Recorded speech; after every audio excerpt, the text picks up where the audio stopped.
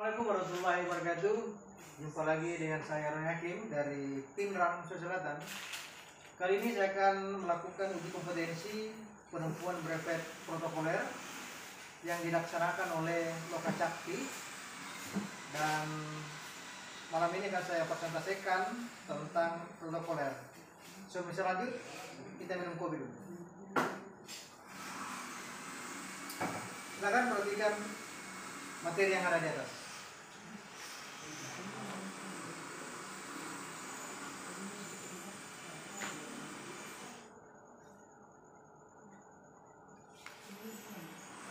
Pertama adalah konsep, pengertian, dan ruang lingkup keprotokoleran. Konsep dasar keprotokoleran mampu memahami dan menjelaskan konsep dasar, tujuan pengaturan, landasan dan sumber hukum, serta ruang lingkup keprotokoleran. Pengertian keprotokoleran adalah serangkaian kegiatan yang berkaitan dengan aturan dalam acara kenegaraan atau acara resmi yang meliputi tata tempat, tata upacara, dan tata penghormatan sebagai bentuk penghormatan kepada seseorang sesuai dengan jabatan dan atau kedudukannya dalam negara, pemerintahan, atau masyarakat menurut Undang-Undang Nomor 9 Tahun 2010 tentang keprotokoleran. Ruang lingkup keprotokoleran sesuai dengan Undang-Undang Nomor 9 Tahun 2010 Pasal 4 Ayat 1 ada 3 ruang lingkup keprotokoleran. Yang pertama adalah tata tempat, yang kedua tata upacara, dan yang ketiga adalah tata penghormatan. Untuk kali ini yang akan kami bahas lebih dalam adalah tata tempat.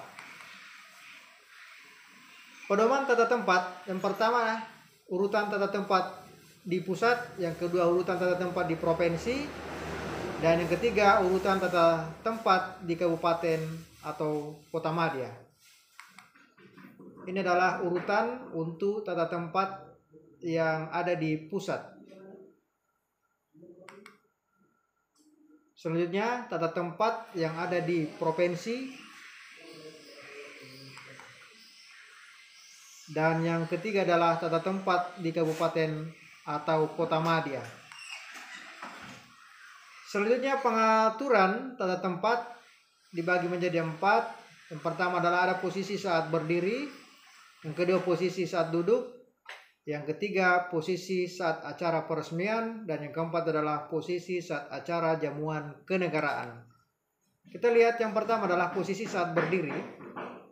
Bila pejabat berjabat tangan, maka presiden memasuki tempat, kemudian masyarakat pertama, kedua, ketiga, dan keempat. Setelah itu presiden meninggalkan tempat.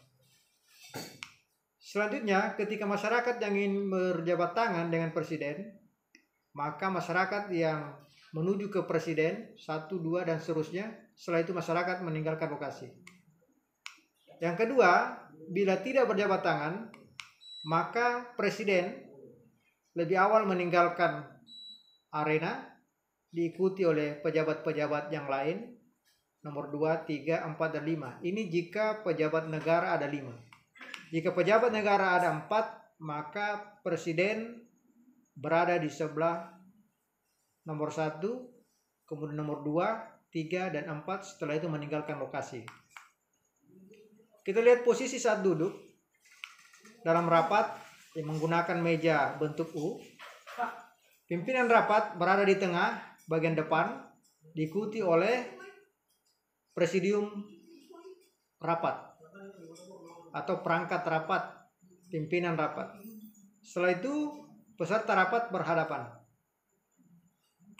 Jika menggunakan meja bulat, maka pimpinan rapat berada di depan, diikuti oleh peserta rapat, dan juga saling berhadapan.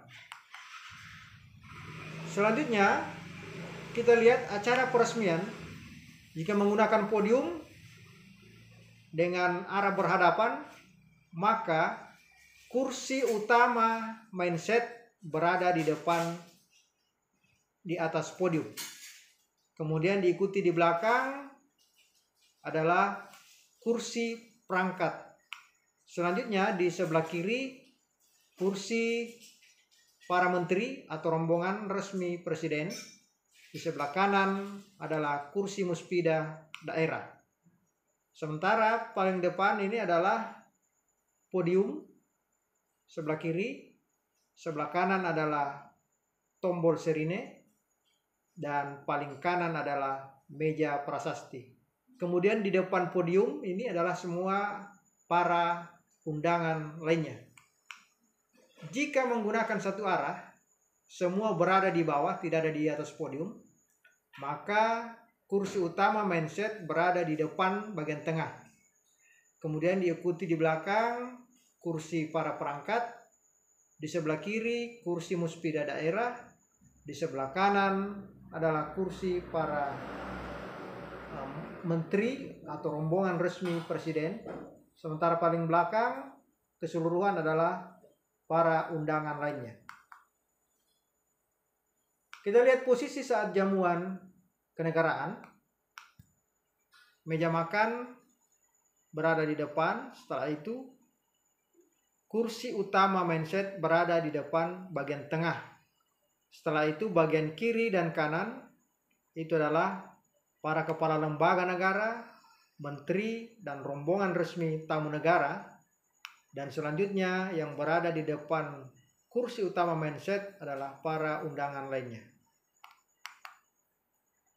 Kesimpulan dari materi keprotokoleran, aturan dasar tata tempat yang telah kita bahas bersama tersebut pada dasarnya mengandung esensi bahwa tata tempat atau presence mengandung unsur tentang siapa yang berhak didahulukan dan siapa yang berhak mendapat prioritas. Saya kira seperti itu, teman-teman sekalian, materi keprotokoleran yang kami sampaikan.